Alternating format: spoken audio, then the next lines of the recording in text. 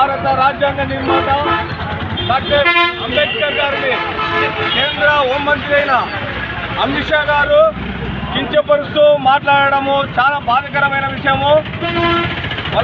వాళ్ళ నాయన పుట్టకముందే, వాళ్ళ తల్లి గర్భంలో పుట్టకముందే అమిత్ షా గారు బాబాసాహెబ్ అంబేద్కర్ గారు రాజ్యాంగం రాశాడు.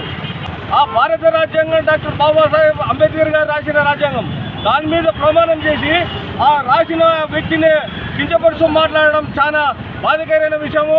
అలాంటి వారిని వెంటనే ఎస్సీ ఎస్టీ అట్రాసిటీ కేసు నమోదు చేసి అతని వెంటనే పార్లమెంటు సభ్యత్వాన్ని రద్దు చేసి కేంద్ర హోం మినిస్టర్ నుండి సస్పెండ్ చేయాలని రాష్ట్ర మాల మహానాడు డిమాండ్ చేస్తూ జై భీమ్.